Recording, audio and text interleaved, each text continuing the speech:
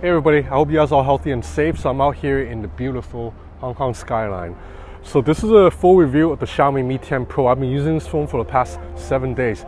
Before I begin with the review, I want to address something that I've been seeing a lot on social media. And that is that a lot of you guys think this phone is overpriced because Xiaomi is charging 999 euros for this in Europe. It will actually be a little bit cheaper in Hong Kong, and in Asia it'll be down to $800 bucks. But a lot of you guys seem to think Xiaomi just should not be charging $1,000 for a phone.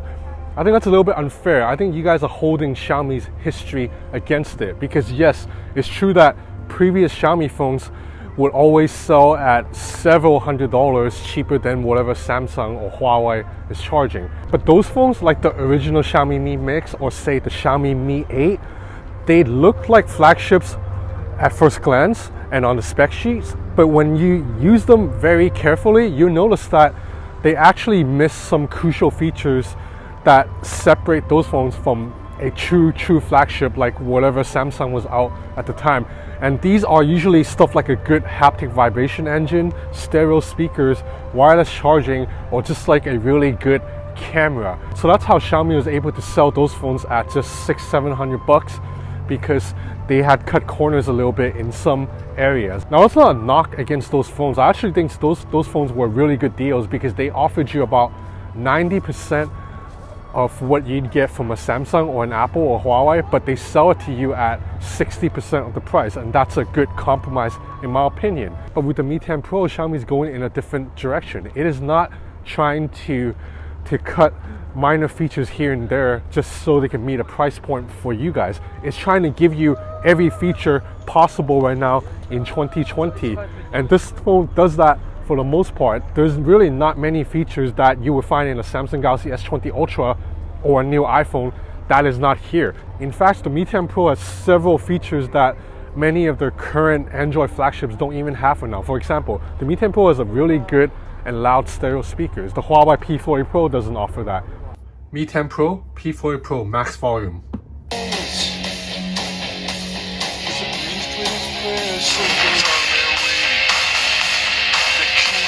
The Mi 10 Pro supports wireless charging. The Oppo Find X2 doesn't have that. And the Mi 10 Pro's 108 megapixel camera actually does not suffer from the autofocusing issues that have plagued the Samsung Galaxy S20 Ultra's camera. It's actually pretty interesting because the camera here is built by Samsung, but Xiaomi seems to have done a better job of autofocusing. Now, I'm not saying the Mi 10 Pro is automatically better than any of the three phones I just mentioned. I'm just saying the Mi 10 Pro can absolutely hang with those phones. If you guys don't like this new direction from Xiaomi, if you want something more reasonably priced, Xiaomi is still offering you that. Get the standard Mi 10, not the Pro, or get the Redmi Note 9S. Okay, let's begin with the review. So I'm just going to go over the general specs and hardware really quick. This phone has a 6.6-inch OLED screen that refreshes at 90 Hz. Yes, it is not as fast, as zippy as the 120Hz panel, but it is still, the animations are still very fluid, very smooth to my eyes. And 90 Hz is less power hungry than 120Hz, so the battery life here on this 4,500 mAh cell is actually better than the battery life in the Samsung Galaxy S20 Ultra and the Oppo Find X2 Pro. Now, around the back, it's a glass finish, but this is a matte coating, and I really like it. It does not attract fingerprints at all, really, and although it makes the phone a little bit slippery, it looks so nice in the hand. And I really like this white color I have, in which when light shines off of it, you see a little pink reflection, like a little pink light. Now, the phone has that typical glass sandwich look with a curved glass back and front. The screen is just about as bezel as you can get right now in 2020, and it looks really nice to my eyes. Oh, and the hole punch cutout houses a 20 megapixel selfie camera. So I don't know the exact nits of brightness of the Mi 10 Pro screen, but I'm using it outside right now and I can see the screen perfectly fine. So I'm guessing this is above 450. Overall max brightness is good. Viewing angles are pretty good. Now, around the back, it's a quad camera setup headlined by 108 megapixel camera. Now, this camera, as I mentioned, it's developed by Samsung, but Xiaomi seems to have done a better job of fine-tuning it, and it is a really good camera. It captures really great images during the day, and low light performance is surprisingly good. Not as good as the Huawei P40 Pro, but definitely can hang with any other phone. Now, a major reason for that is because the image sensor size here is relatively large at 1/1.33 inch. Now, the P40 Pro still has a larger sensor, but this is the second largest image sensor on the market right now. I think on par with the Galaxy S20 Ultra. I'll show you more photo samples later. Let's move on to the other cameras first. Now, while the other new Androids this year are using the periscope zoom lens, Xiaomi has moved in a different direction. It is using two telephoto lenses here. You have a 12 megapixel portrait telephoto lens. That's for 2x portrait shots. And then an 8 megapixel long telephoto lens that offers hybrid zoom up to 10 times. At 5x, it's just about lossless, and at 10x, it is almost lossless. Now, Xiaomi uses data from both of these lenses along with the 108 megapixel camera to produce a digital hybrid zoom that can get all the way up to 50x. Now, for my testing, which I already tested thoroughly in another video, this phone's 10 times and 20x zoom actually beats Huawei P40 Pro's 10x and 20x zoom. It's only when you move up to 30x or 40x, 50x, does the P40 Pro really pull ahead slightly. And finally, at the bottom, you have a 20 megapixel wide-angle camera. Unfortunately, I find the position of this wide-angle camera a little bit weird because it's so low on the phone that my fingers always get into the frame. But you know, that's just something I have to train myself to move my fingers out of the way. And once you do that, this wide-angle lens is pretty good. You're still getting a relatively detailed shot with not a lot of barrel distortion. Now, inside Mi 10 Pro, it's a Snapdragon 865. And on my unit, it has 8 gigs of RAM with 256 gigs of internal storage. So with these specs, you already know performance is not an issue. Now, in terms of software, there's Android 10 here with MIUI 11 on top. Now, I've made a couple videos about MIUI 11 already. For the most part, I really like it. I would rank it probably number 3 in all my Android skin rankings. So overall, MIUI 11 is very lively, very colorful. I like the aesthetics.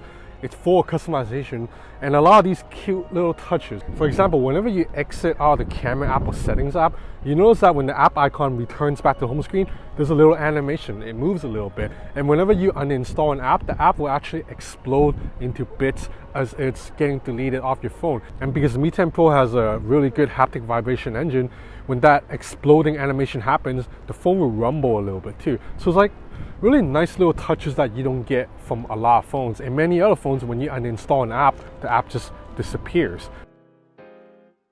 Now let's look at the camera app interface. I find it slightly complicated to use. As you see, there are a lot of modes to cycle through.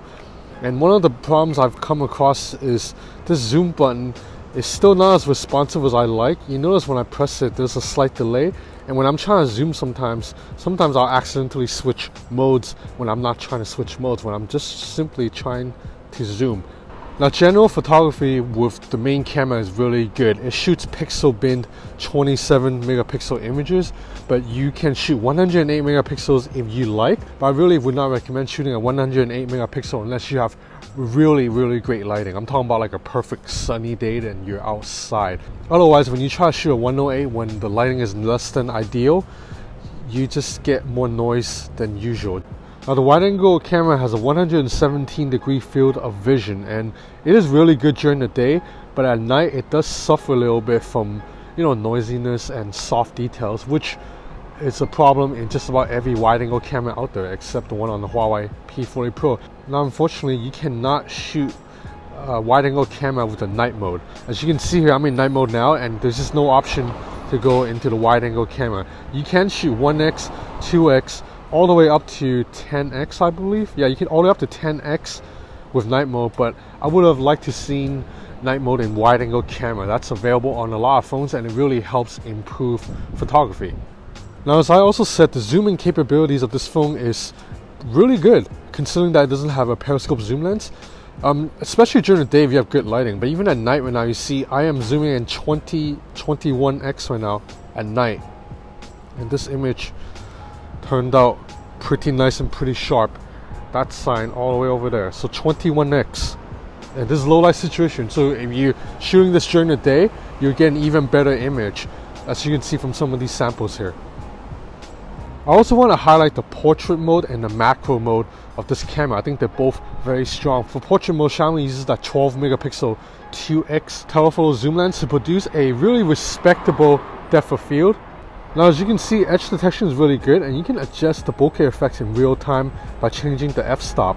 Now, as you can see from more samples here, The Mi 10 Pro captures really good bokeh portrait images. Now as for the macro mode, the Mi 10 Pro uses the wide angle camera to take macro shots, and they are pretty good. You can get pretty close into the subject, as you can see here again from these samples. Now video performance is really good too, especially during the day. You're going to get really stable, really smooth footage with excellent dynamic range. At night, we'll check it out right now. I think at night it's still pretty good, but it's not going to be as stable as an iPhone. You're going to see some micro jitteriness.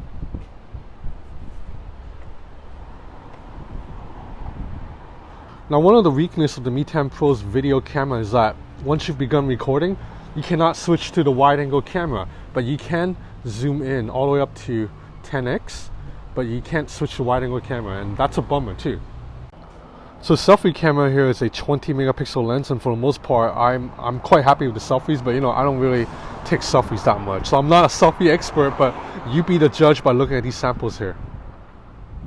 Okay, so I'm outside a dark alley right now. As I mentioned earlier, the Xiaomi Mi 10 Pro has a pretty good low light camera because of that really large 1/1.33 inch sensor. So we'll just take a shot right here into this dark alley.